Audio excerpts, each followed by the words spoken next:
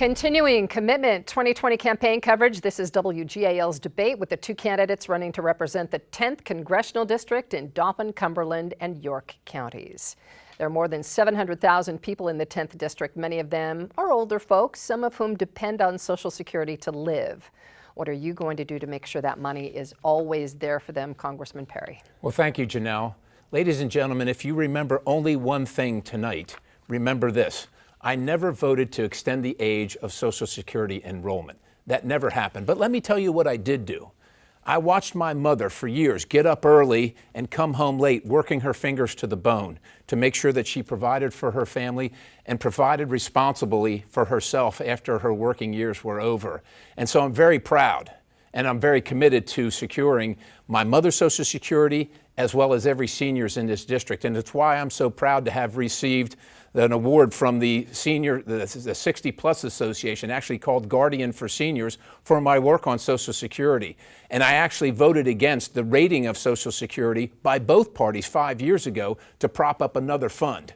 And so I have been there for that. I can just guarantee you that we are working every single day, and you can count on my commitment to save Social Security. But I will tell you this, when the Social Security trustees came to Congress and said Congress should take a look at Social Security because there's an issue.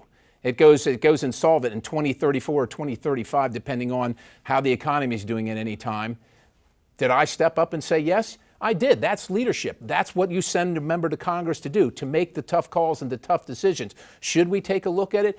Absolutely. And I think we absolutely need to, because I want Social Security to be there for my mom and every senior in this district, as well as my children and my opponent's children and everybody else that is working every single day and investing in it and earning it, that it's there for them to rely on as they retire. Thank you. Mr. DePasquale.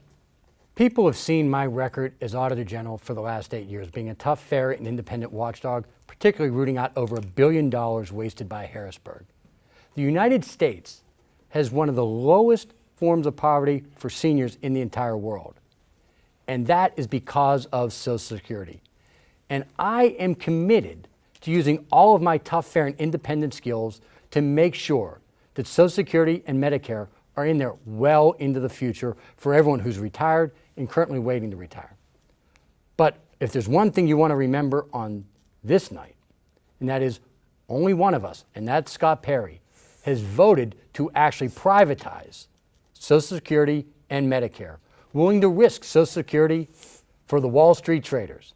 It's unacceptable. He has certainly not said he was against raising the retirement age, and he specifically voted to turn Medicare into a voucher program, basically potentially defunding it well into the future. I will protect Medicare. I will protect Social Security. Under Scott Perry's leadership, they will be privatized and thrown to the risk of the Wall Street traders. Quickly, Congressman, can you answer those accusations? Yeah, absolutely. It's all made up stuff. I have no idea what he's talking about, but I will tell you this. My opponent hopes that Social Security will fix itself. It will not. When you're in combat, when you have to make decisions, you look at your courses of action, but you must decide on something because lives are on the line. We can't have somebody that's willing to just let it fix itself because it won't. Okay, thank you. Because you've been so good, we have to narrow our scope of time we're giving you for this next one, just 1 minute. They say there are two things in life that are guaranteed, death and taxes. Let's talk about taxes. Do you think the system needs to be reformed? We begin with the Auditor General.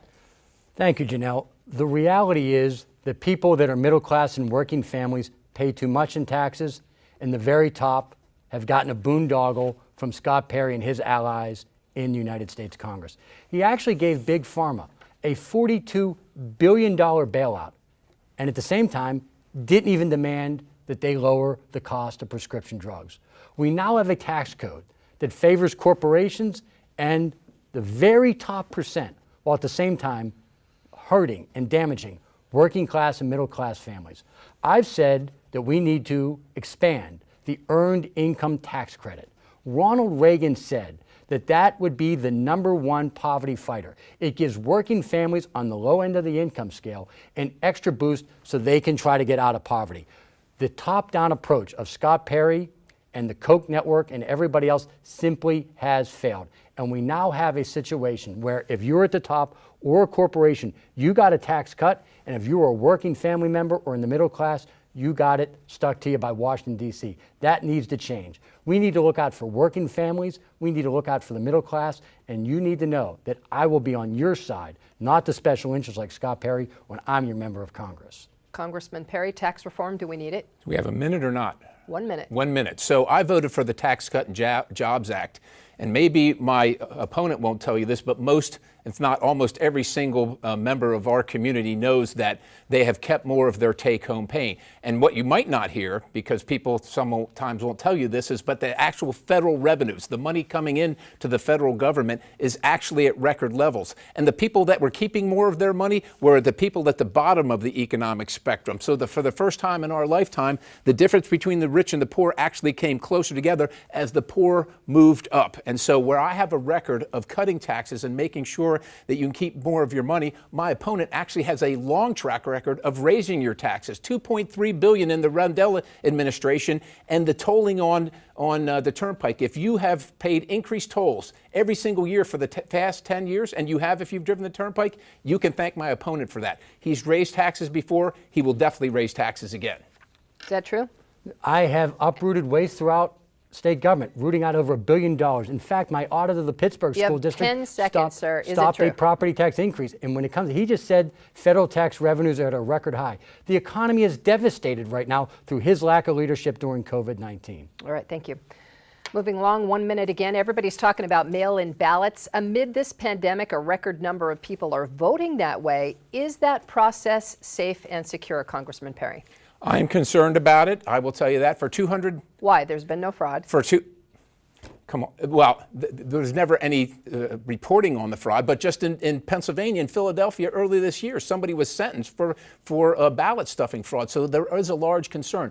I would just say this. For 230 plus years, our country has found a way to vote through pandemics, through civil wars, through foreign wars, through natural disasters. Before we even had cars, we found a way to vote. And now all of a sudden in the 21st century, we have a great absentee ballot system. Why all of a sudden now did we have to change everything up and add this whole new dimension to it?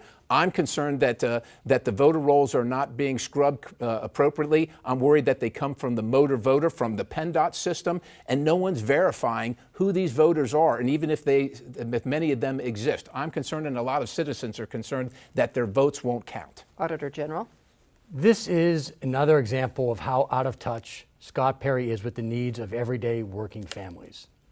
There are many single moms who work in Baltimore that live in York County that have to drive down there to go to work, that they're hourly workers. Maybe they work in a healthcare facility. Maybe they work a 12-hour shift. And the Republicans in the legislature and the Democratic governor, Tom Wolf, and again, Republicans in the legislature, work together to solve that problem by allowing more people to vote by mail. It's giving more eligible voters more of an opportunity to participate in our democracy. The only people that should be afraid of that are the ones that are afraid of more people voting, like Scott Perry is. I believe eligible voters should be given more tools to cast their vote. And mail-in balloting was something supported by the Republicans in the General Assembly and the Democratic governor. It's safe, secure, and will ensure more people, regardless of where they are on the income scale, can cast their ballot because this is their government. Okay, very quickly before we finish this topic, if President Trump is voted out of office, can you as a congressman ensure the peaceful transfer of power, yes or no? From my part, absolutely. Okay, Auditor General. The short answer is yes. I think we both stand with that. Okay, great, thank you. Each candidate will now have 1 minute for a closing statement. We begin with Auditor General DePasquale. Good evening, and thank you to Janelle and thank you to Congressman Perry for this forum. Hopefully the voters have benefited. For the last 8 years, you've seen me as a tough, fair, and independent watchdog, cracking down on over 3,200 untested rape kits and finding 58,000 unanswered phone calls at the Child Abuse Hotline. During this campaign, you've also gotten to see my personal story, losing a brother to muscular dystrophy, and knowing that I will do everything I can to fight for the disadvantaged and people that have pre-existing conditions. You know about my father, wounded in Vietnam, addicted to painkillers, and incarceration. I will fight to make sure that we have a criminal justice system that looks out for everyone. It is clear that we have a capital city, Washington, D.C., that is not looking out for everyone. And when I'm your member of Congress, I will listen to everybody, I will work across the aisle, and I will work to get this economy back up and moving, to get us a vaccine and make sure that we can go back to normal. That has been my record as Auditor General, and I ask for your vote so I can bring that leadership to Washington, D.C. Thank you very much. Thank you, Congressman Perry. Well, thank you to WGAL for this forum. I thank my opponent as well, and I mostly thank the viewers for tuning in tonight. Ladies and gentlemen, the debate is over, and now it is time for choosing. You can either choose to vote for my opponent, who has lived a life serving himself. He literally ran for 2 separate offices at the same time. He has abandoned our seniors to die in our nursing homes while he worked out at the gym. And he has abandoned our businesses to go bankrupt while he stonewalled an audit. On the other hand, you could choose to vote for me, who has a history of serving my community, spending over 3 decades in uniform, and now serving as your member of Congress, fighting for the things that you believe in, the things that you hold dear in Washington, D.C., and fighting the power in Washington, D.C. against turning our government into a socialist nation. I would be so honored and privileged by the consideration of your vote on November 3rd. Thank you. All right, thank you, Congressman. Thank you to the candidates and our viewers for joining us this evening. Election Day is Tuesday, November 3rd. You may have heard today is the deadline also to register to vote, which you still have time to do online. Just go to votespa.com to register. Again, thank you for watching. We hope you will use what you learned about the candidates tonight and get out and vote. Good night.